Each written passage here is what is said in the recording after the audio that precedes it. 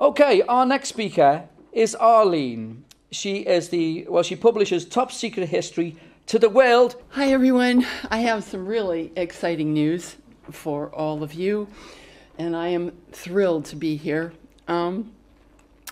Just last night I finished doing an update on an organization that is so secret that they can get away with literal murder and nobody knows it's them. Now, let me ask you, you're all activists, have you ever heard of the Pilgrims Society? Any hands? All right. Well, their patron is none other than the Queen of this country, and her husband, I believe, but certainly the Queen. And I did publish something about them that I received from a Dutch man back in 2009, but it was pretty benign, and he didn't know that John Kennedy had been assassinated, let alone he didn't know why John Kennedy had been assassinated.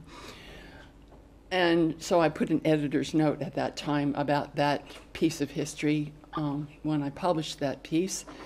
And then in January 2013, I did a blog post where I listed the names of these evils on one of my blogs. But there's a man that's done research on the Pilgrims Society all his adult life, and I think he's around in his 60s now. He lives in Texas, and his name is Charles Savoy.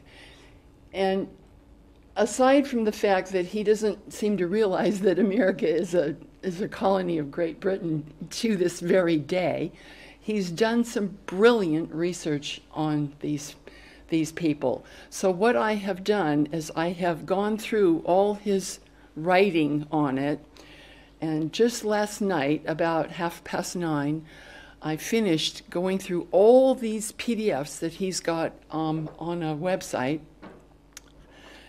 Ever since 2013, when I did the last of what I did on the Pilgrims Society. And I've got that ready now to put the dates of birth and dates of death of whatever ones have died. But there are names in it that you will recognize instantly. For example, David Cameron, Hillary and Bill Clinton, George Herbert Walker Bush, George W. Bush, Steve Forbes of Forbes magazine. But Soros, yes, Soros is in there. And also the man in Texas seems to think that Jeff Bezos of Amazon is in the Pilgrims Society now. And people that are titled in this country, the honorable, anyone who's an ambassador to another country. Every single Archbishop of Canterbury has been in it, including Justin Welby, who's the current Archbishop of Canterbury. And their aim is the one world government. Now, do you know what the one world government is? For any who don't, it's the Dark Ages. Now, I know you agree that you don't want to live through a Dark Ages. I know I certainly don't. So when John, my beloved, told me about this meeting today, I said, "Oh, John, we've got to go. We've got to make as many people..."